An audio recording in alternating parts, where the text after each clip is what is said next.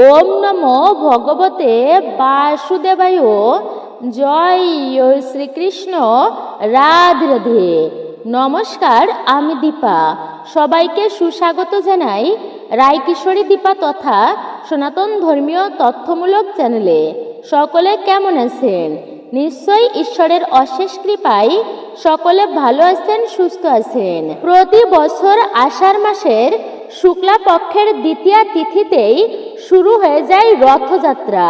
এই দিন প্রভু জগন্নাথ দেবের কৃপা প্রাপ্ত করবার জন্য, বাড়িতে সুখ শান্তি সমৃদ্ধি বজায় রাখার জন্য আমাদের কিছু কাজ, আমাদের কিছু কাজ আছে যা ভুলেও এই দিনে করতে নেই। আজকের ভিডিওতে আমি এই বিষয়ে আপনাদেরকে জানিয়ে দেব। পবিত্র রথযাত্রার দিন আপনারা কি কি করবেন, কি কি করবেন না, কি কি খাবার আপনারা ভুলেও খাবেন না, কি কি খাবার আপনারা এই দিনে অবশ্যই খাবেন, কোন খাবারটি আপনারা এই দিনে অবশ্যই কিন্তু গ্রহণ করতেই হবে সবাইকে। তাহলে ভিডিওটি আপনারা সম্পূর্ণই ভক্তি সহকারে শ্রবণ করবেন। ভিডিওটি একদমই স্কিপ করে নয়, মূল্যবান বিষয়গুলি বাদ পড়ে যেতে পারে। আর অবশ্যই আপনি যদি আমাদের চ্যানেল তথা রায়কিশোরী দীপা এই চ্যানেলের নতুন দর্শক হয়ে থাকেন, বিনীত অনুরোধ করব চ্যানেলটি অবশ্যই সাবস্ক্রাইব করবেন, পাশে থাকার নোটিফিকেশন বেল আইকনটি অল করে দিবেন। আসুন কিছুক্ষণ সময় সকলে একসঙ্গে ধৈর্য ধরে আমরা শ্রবণ করি। শ্রবণাম মঙ্গলম, শ্রবণে মঙ্গল সাধিত হয়। ভিডিওতে একটি লাইক করবেন, অবশ্যই আপনারা ভিডিওটি শেয়ার করবেন সকলের মাঝে। একজন সনাতনী বোনকে আপনারা সাপোর্ট করবেন আমি আশা রাখছি। চ্যানেলটি সাবস্ক্রাইব করুন, পাশে থাকা নোটিফিকেশন বেল আইকনটি প্রেস করে রাখুন। তাহলে চলুন প্রবেশ করি মূল ভিডিওতে। যদি নিজের গোছানো সংসারকে নিজের হাতে আপনারা ধ্বংস করতে না চান, তাহলে অবশ্যই এই পবিত্র রথযাত্রার দিন এই 8টি কাজ আপনারা ভুলেও কিন্তু করবেন না। এর ফলে সংসারে ঘোর অমঙ্গল আসবে, দুর্ভাগ্যের শিকার হবেন আপনি নিশ্চিত রূপে। তাই আপনার স্বামী সন্তানের অমঙ্গল যদি না চান, তাহলে শাস্ত্রের এই বিধিনিষেধ আপনারা মেনে চলুন, নতুবা জীবনে ভয়ঙ্কর দুর্ভাগ্য নেমে আসবে। আমরা আপনারা প্রত্যেকেই জানি যে রথযাত্রা হিন্দু ধর্মের একটি অন্যতম পবিত্র উৎসব। বিভিন্ন শাস্ত্রে এই দিনের মাহাত্ম্য কথা বিভিন্নভাবেই বর্ণিত আছে, যা আর 5টা দিনের মতো নয়। আর আপনি যদি এই পবিত্র রথযাত্রার দিন এই সমস্ত কাজগুলি করেন, নিজেকে যদি এই সমস্ত কাজ থেকে বিরত রাখতে পারেন, তাহলে আপনার জীবনে অখণ্ড সৌভাগ্য আসবে নিশ্চিত রূপে। আপনারা যদি এই ভিডিওটি সম্পূর্ণ দেখেন, তাহলে নিশ্চয়ই বুঝতে পারবেন যে আপনার দুর্ভাগ্যের জন্য আপনি নিজে কতটা দায়ী। কারণ এই পবিত্রতম দিনে এই সমস্ত কাজ ভুলেও করা অনুচিত, অর্থাৎ করা উচিত নয়।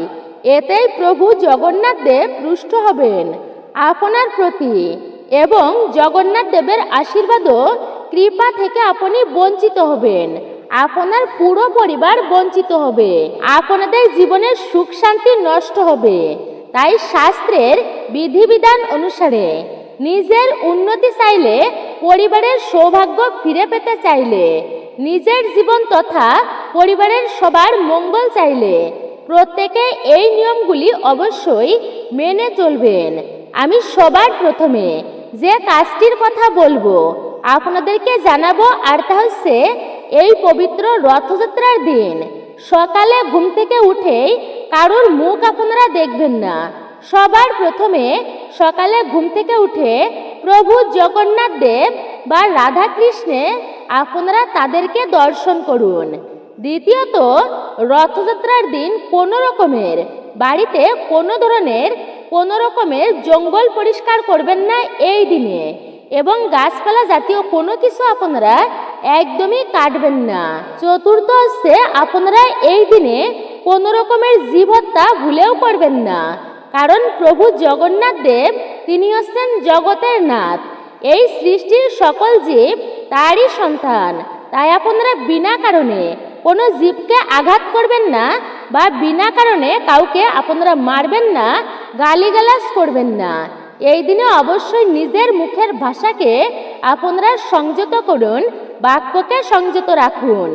এই কার্যগুলো ভুলেও করবেন না। পবিত্র রথযাত্রার দিন আপনারা কোনোভাবেই দেরি করে ঘুম থেকে উঠবেন না, কারণ এই দিনের মাহাত্ম্য আপনারা আগেই জেনেছেন বা এই দিনটা সম্পর্কে আপনি অবশ্যই অবগত আছেন। তাই শাস্ত্রে বলা হয়েছে যে এই মহাপুণ্য দিনে কোনোভাবেই দেরি করে ঘুম থেকে উঠবেন না।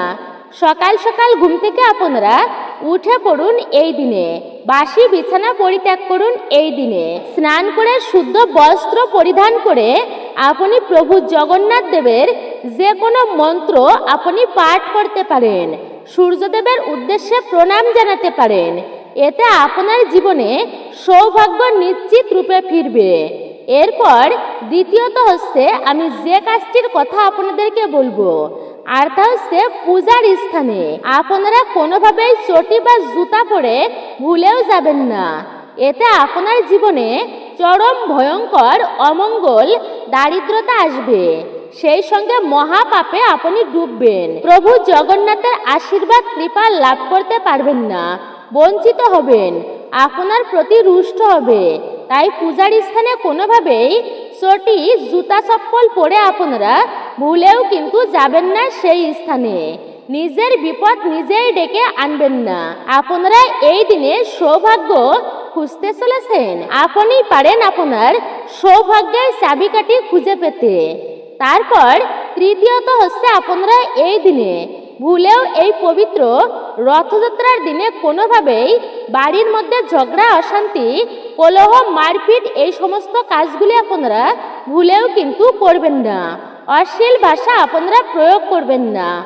আপনারা হয়তো অনেকেই জানেন, শাস্ত্র মতে যেই বাড়িতে ঝগড়া, বিবাদ, কলহ বিশেষ করে হয় না, সেই বাড়িতে সেই গৃহে সুখ, শান্তি, সমৃদ্ধি বসবাস করে। তাই শাস্ত্রের বিধিবিধান অনুসারে বলা হয়েছে যে নিজের গৃহে সদা সর্বদাই সুখ শান্তি বজায় রাখতে এবং পরিবার পরিজনকে নিয়ে সুখে শান্তিতে বসবাস করতে।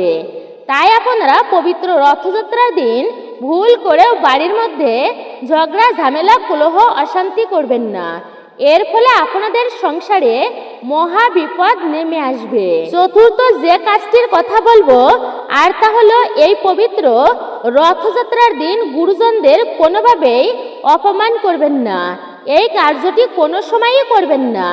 এতে প্রভু জগন্নাথ দেব রুষ্ট হবেন, স্বয়ং ভগবান আপনার প্রতি ক্রোধিত হবে।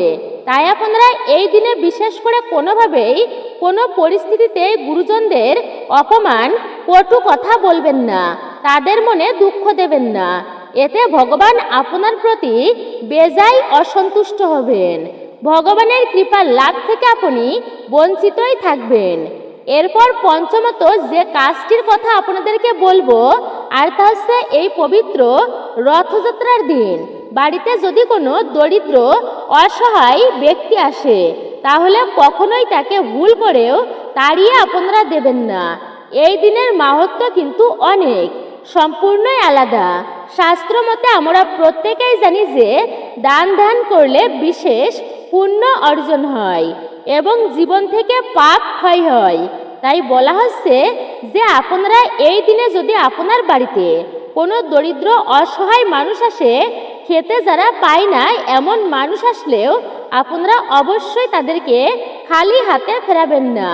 আপনার সাধ্য সামর্থ্য অনুযায়ী অন্ন, বস্ত্র কিংবা অর্থ দান করতে পারেন এই বিশেষ দিনে। এর ফলে আপনার জীবনে মঙ্গল আসবে, পুণ্য অর্জন হবে। প্রভু শ্রী জগন্নাথের আশীর্বাদে আপনার জীবন থেকে সমস্ত প্রকার দুর্ভাগ্য, দারিদ্রতা বিদায় নেবে।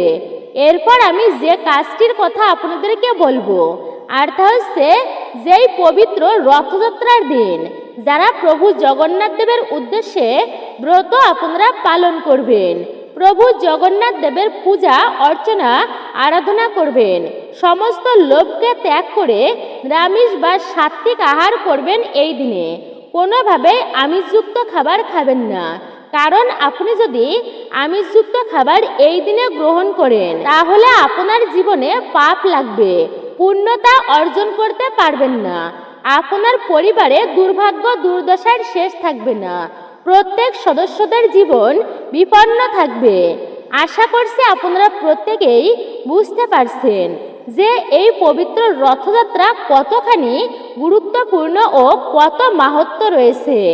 প্রভু জগন্নাথ দেবকে সন্তুষ্ট করতে পারবেন অল্পতেই।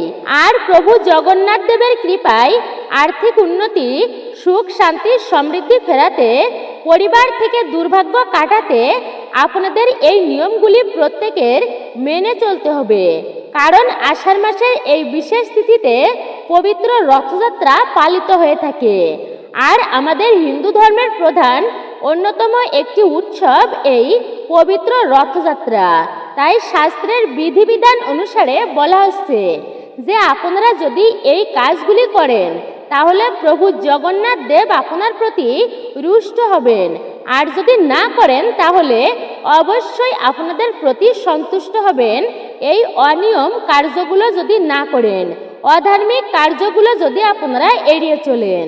এছাড়া আপনারা যদি অখণ্ড সৌভাগ্যের প্রাপ্তি করতে চান, সৌভাগ্যের অধিকারী হতে চান, তাহলে এই পবিত্র রথযাত্রার দিন সন্ধ্যাবেলায় প্রভু জগন্নাথ দেবের মূর্তি বা চিত্রপট যদি আপনার বাড়িতে থেকে থাকে তা অতি অবশ্যই আপনারা স্থাপন করবেন আপনার বাড়িতে এবং তার আরাধনা করতে ভুলবেন না। আর আপনার বাড়িতে যদি প্রভু জগন্নাথ দেবের চিত্রপট বা মূর্তি না থাকে তাহলে আপনারা স্বয়ং পরমেশ্বর ভগবান শ্রীকৃষ্ণের পূজা অর্চনা করবেন, আরাধনা করবেন এবং সেই সঙ্গে নিবেদন করুন সাদা বাতাসা বা মিশ্রি এবং তুলসী পত্র নিবেদন করতে একদমই আপনারা ভুলবেন না প্রভু জগন্নাথ দেবকে। আপনারা যদি এই তিনটি জিনিস দিয়ে প্রভু জগন্নাথ দেব এবং ভগবান শ্রীকৃষ্ণের পূজা অর্চনা আপনারা করতে পারেন তাহলে প্রভু জগন্নাথ দেবের কৃপায়, অশেষ কৃপায় আপনি ধনবান হয়ে উঠবেন।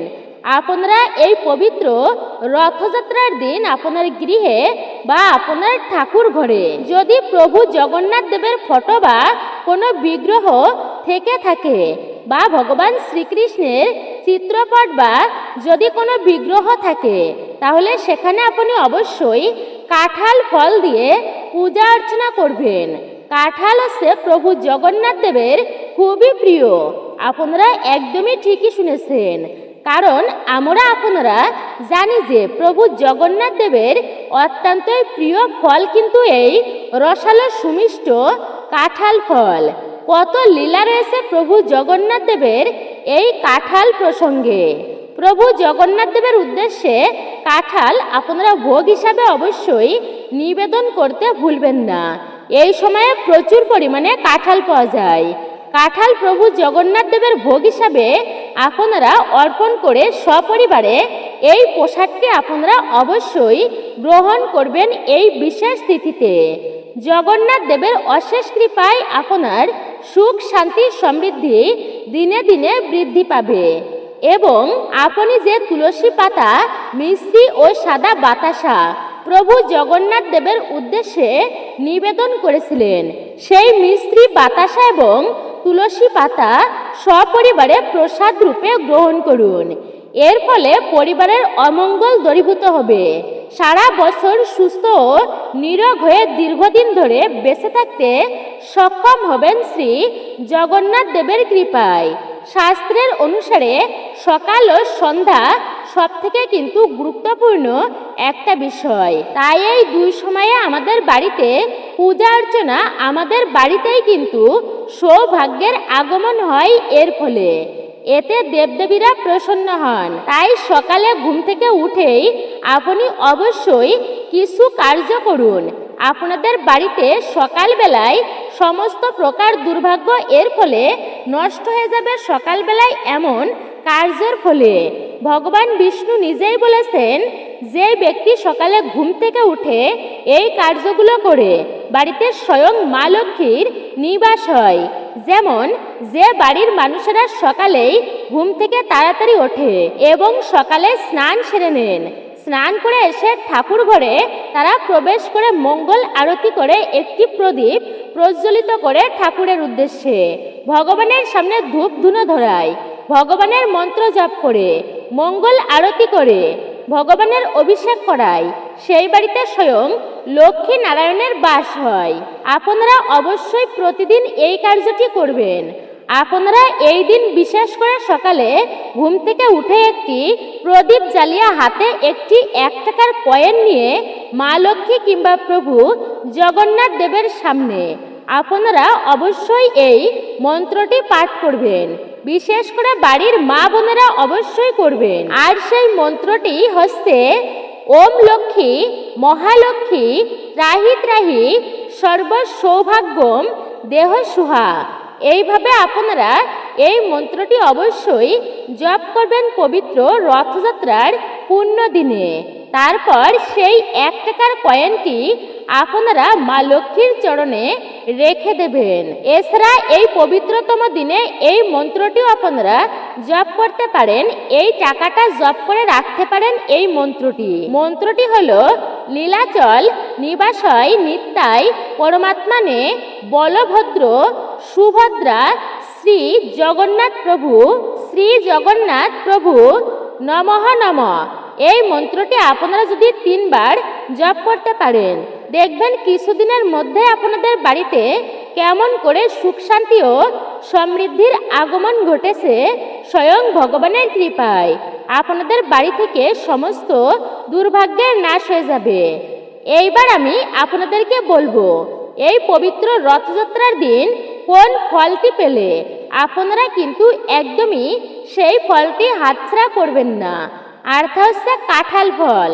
পাকা কাঁঠাল আপনারা যেখানেই দেখতে পাবেন, পবিত্র রথযাত্রার দিনে আপনারা আপনার বাড়িতে এই ফলটি কিনে আনুন বা নিয়ে আসুন এবং সন্ধ্যাবেলায় প্রভু জগন্নাথ দেবের যদি কোনো চিত্রপট বা মূর্তি থাকে তাহলে প্রভু জগন্নাথ দেবের কাছে আপনারা ভোগ হিসাবে তা নিবেদন করুন।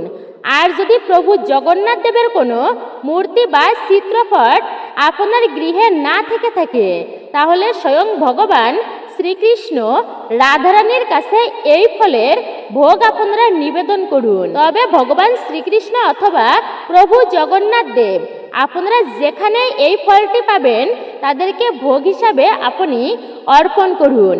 কেননা এই ফলের সাথে তুলসী পত্র নিবেদন করতে একদমই কিন্তু আপনারা ভুলবেন না। আপনার সাধ্য সামর্থ্য অনুযায়ী ভগবানের পূজা অর্চনা করবেন, আরাধনা করবেন। এই ফল প্রসাদ হিসাবে আপনারা অবশ্যই গ্রহণ করবেন পরিবারের সকলেই।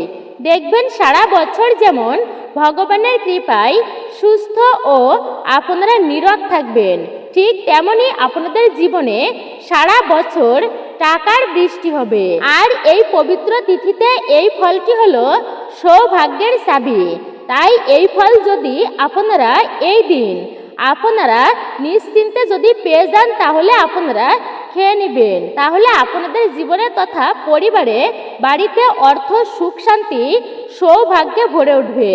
পবিত্র রথযাত্রার দিন এই একটি ফুল কোথাও দেখতে পেলে তৎক্ষণাৎ আপনারা অবশ্যই ছিঁড়ে নিন। আর ফুলটি হচ্ছে সৌভাগ্যের চাবি। সেই সঙ্গে এই পবিত্র দিনে সকালে ঘুম থেকে উঠে আপনারা অবশ্যই এই সামান্য কাজটি আমাদের বহু মানুষের বন্ধ ভাগ্য খুলে দেয়। আপনারা অবশ্যই এই পবিত্র দিনে সারা মাস প্রভু জগন্নাথ দেব, ভগবান বিষ্ণুদেব, মা লক্ষ্মীর কৃপা যদি আপনারা প্রাপ্ত করতে চান, বাড়িতে সুখ শান্তি এবং আর্থিক যদি উন্নতি চান তাহলে কিন্তু অবশ্যই আপনারা ভিডিওটি সম্পূর্ণ দেখুন। অনেক গুরুত্বপূর্ণ কিছু থাকছে এই ভিডিওটির মাধ্যমে। আপনারা এই মহাযজ্ঞে কোন জিনিসটি যদি আপনার বাড়িতে আনতে পারেন তাহলে কিন্তু আপনারা যদি দেখে থাকেন এই জিনিসটি একদমই ছাড়বেন না। কারণ এই দিনে মানে পবিত্র রথযাত্রার দিনে সামান্য জিনিস যদি আমরা পাই তারাই কিন্তু ধনবান হয়ে যায় এবং ভাগ্যশালী হয় এই জিনিসটি পেলে। বাড়িতে ভগবান বিষ্ণু ও মা লক্ষ্মীর কৃপা বিরাজ করে। আর আপনারা প্রত্যেকেই জানি যে দিনের সবথেকে শুভ সময় হচ্ছে ব্রহ্ম মুহূর্ত, কারণ এই সময়ে আমাদের এই সৃষ্টির রচনা হয়। তাই এই সময়টা ঈশ্বরের সময়। এই সময়ে যদি আপনারা ঘুম থেকে উঠে এই তিনটি শব্দ বলেন, তাহলে আপনাদের সমস্ত মনোবাসনা সুনিশ্চিতভাবে পূর্ণ হবেই হবে। আর এটি কিন্তু আমি বলছি না, স্বয়ং ভগবান শ্রীবিষ্ণু পুরাণে তিনি নিজেই বলেছেন। তাই কি সেই শব্দটি যা আপনারা বলবেন তা অবশ্যই আপনারা জানতে পারবেন। দিনের সবচেয়ে শুভ মুহূর্ত হচ্ছে ব্রহ্ম মুহূর্ত বা সন্ধ্যাবেলা। আর এই দুটি মিলেই হচ্ছে বিশেষ করে ব্রহ্ম মুহূর্তের সময় 1 ঘন্টা 36 মিনিট। মানে ব্রহ্ম মুহূর্তের যে সময়টা সূর্য উদয়ের 1 ঘন্টা 36 মিনিট। আপনারা অবশ্যই এই ব্রহ্ম মুহূর্তে ঘুম থেকে উঠবেন। তাই এই সময়ের মধ্যে অবশ্যই এই শব্দটি আপনারা উচ্চারণ করবেন। তাহলে পুরো ইউনিভার্স আপনাকে আপনার মনের বাসনা পূর্ণ করতে সাহায্য করবে। আর আমি এটা নিজে বলছি না, মুনি ঋষিরা এবং ভগবান বিষ্ণু বলেছেন যে সদা সর্বদাই যদি আপনারা পজিটিভ চিন্তা করেন, তাহলে কিন্তু অবশ্যই আপনাদের মনের মধ্যে সেই পজিটিভ ভাবটাই আসবে। আমাদের আশেপাশে পজিটিভ এনার্জির আগমন অবশ্যই বৃদ্ধি হবে। এই ব্রহ্ম মুহূর্তে কিন্তু পজিটিভ শক্তির আগমন হয় পৃথিবীতে।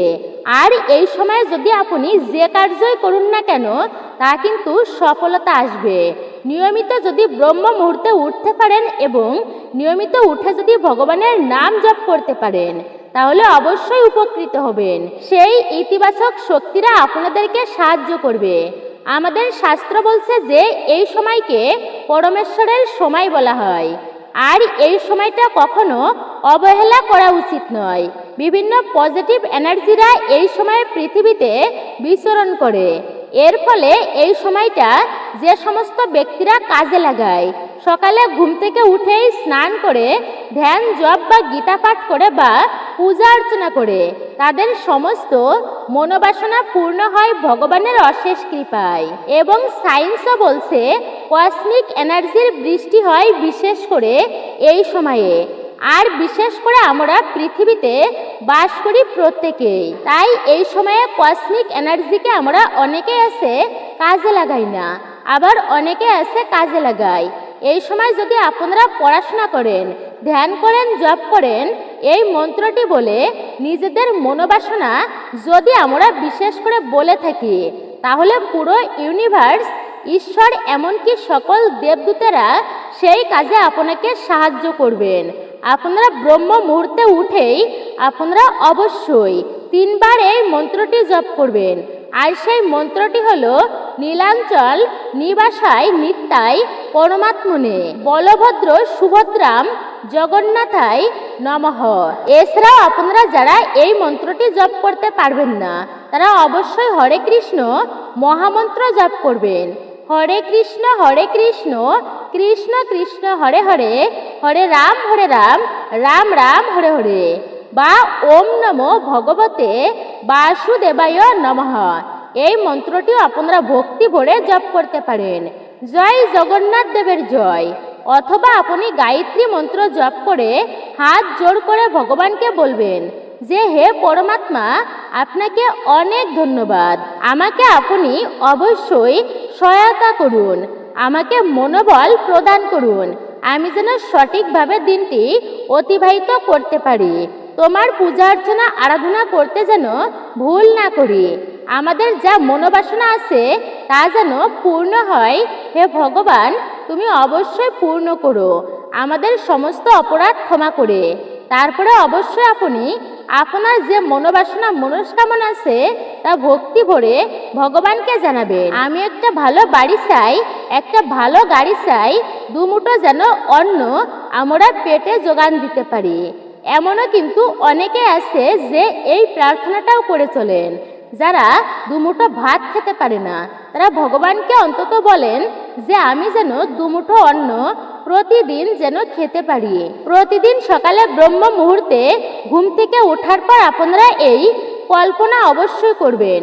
21 বার আপনারা অন্তত বলবেন দেখবেন কিছুদিনের মধ্যেই আপনাদের জীবনে কেমন করে সৌভাগ্যের আগমন ঘটেছে, ইতিবাচক শক্তি বৃদ্ধি পেয়েছে। আপনাদের মনস্কামনা মনোবাসনা ধীরে ধীরে তা পূর্ণ হতে চলেছে। যদি আপনারা চান এই কার্যটি হয়ে যাবার পর আপনারা আবার ঘুমোতে পারেন বা আপনারা বাকি কাজও করতে পারেন।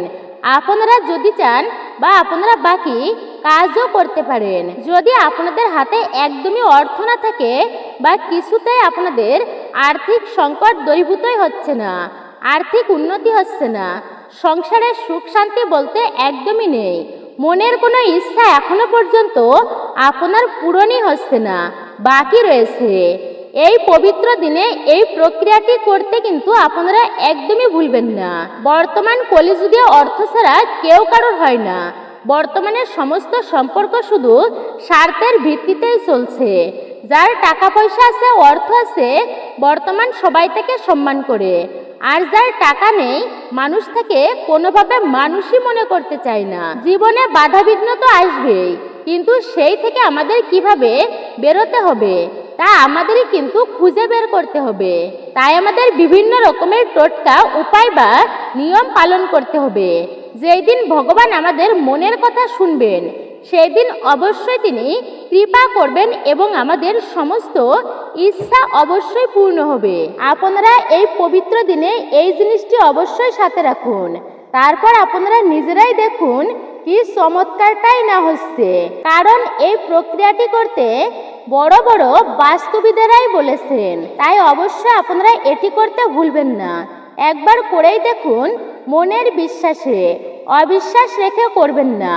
যেখানে আমরা টাকা পয়সা রাখি, মানে আমরা আমাদের টাকা পয়সা, বিশেষ করে সোনা গহনা যেমন সিন্দুক রয়েছে, ক্যাশ বাক্স রয়েছে, আপনারা যদি এই সামান্য জিনিসটি রাখতে পারেন তাহলে তাতে আপনারা অবশ্যই আপনাদের মনোবাসনা পূর্ণ হবে মা লক্ষ্মীর কৃপায়।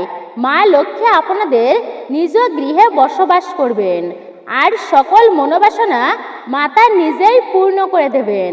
ফলে টাকা পয়সা, অর্থ করি তার সমস্যা দূরীভূত হবে। সেই বাড়িতে আর দারিদ্রতা থাকবে না, অন্যর অভাব থাকবে না।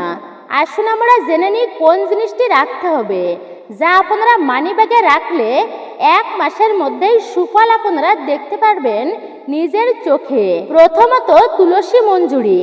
মনে করা হয় যে তুলসী গাছে ভগবান বিষ্ণু ও মা লক্ষ্মী উভয়েই বাস করেন।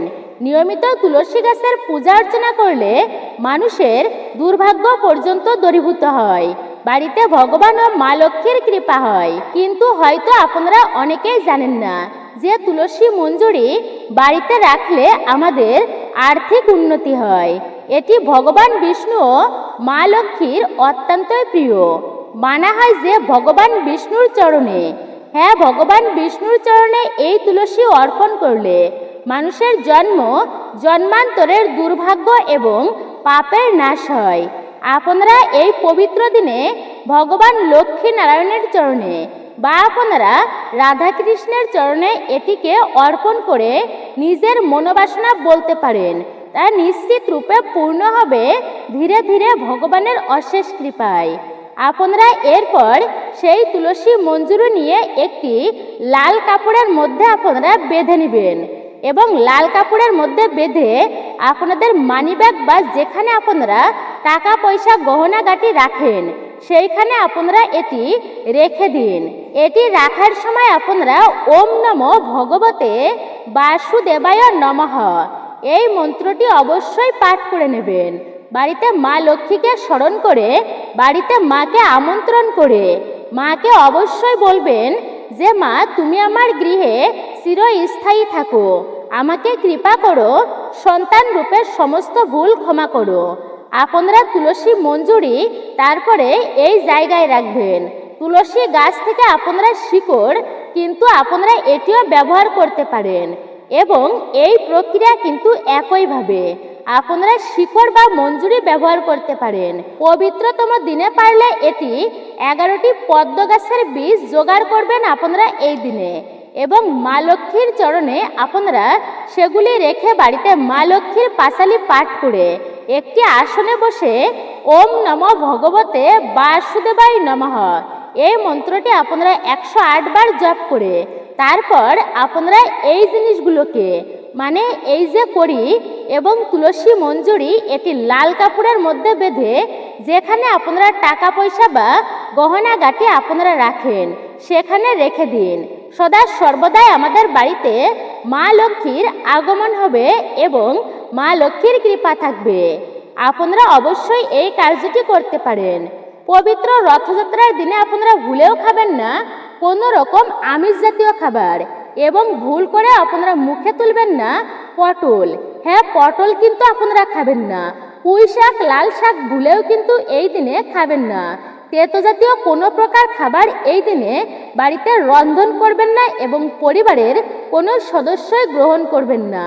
উচ্ছে, করলা বা নিম পাতা এড়িয়ে চলুন এই বিশেষ দিনে। মাছ, মাংস, ডিম, পেঁয়াজ, রসুন, মুসুর ডাল ভুল করেও এই দিনে খাবেন না। আপনারা এই দিনে কুমড়া, চাল কুমড়া বা আপনারা লাউ বিশেষ করে এড়িয়ে চলবেন। এগুলি আপনারা খাবেন না। যদি আপনারা এগুলি গ্রহণ করেন চরম দুর্ভাগ্যের শিকার হবেন আপনারা নিজেরাই। এর পরবর্তী হচ্ছে আপনারা ভুল করেও কিন্তু এই বিশেষ দিনে কোনো নেশাজাতীয় দ্রব্য ভুলেও গ্রহণ করবেন না। বিড়ি, সিগারেট, মদ আপনারা এমন নেশাজাতীয় দ্রব্য ভুলেও খাবেন না। নেশা কখনোই মানুষকে ভালো কিছু করে না। নেশা সর্বদাই কিন্তু মানুষের খারাপটাই করে। আপনারা এগুলি অবশ্যই এড়িয়ে চলবেন। তামসিক, রাজসিক কোনো প্রকার আহার এই দিনে গ্রহণ করবেন না। সাত্ত্বিকভাবে এই দিনটা আপনারা অতিবাহিত করুন। ব্রহ্মচর্য ধর্ম অবশ্যই রক্ষা করুন, পালন করুন ব্রহ্মচর্য ধর্ম। মূলত এটাই ছিল আমাদের আজকের ভিডিওটি আপনার কাছে কেমন লেগেছে মূল্যবান মতামত জানাতে একদমই ভুলবেন না। আর আপনি যদি আমাদের চ্যানেলের নতুন দর্শক হয়ে থাকেন বিনীত অনুরোধ করছি চ্যানেলটি অবশ্যই সাবস্ক্রাইব করুন, পাশে থাকার নোটিফিকেশন বেল আইকনটি অল করে রাখুন। সকলে ভালো থাকুন, সুস্থ থাকুন, পরম করুণাময় ঈশ্বরের অশেষ কৃপায়। অবশ্যই একজন সনাতনী বোনকে আপনারা সাপোর্ট করবেন আমি আশা রাখছি।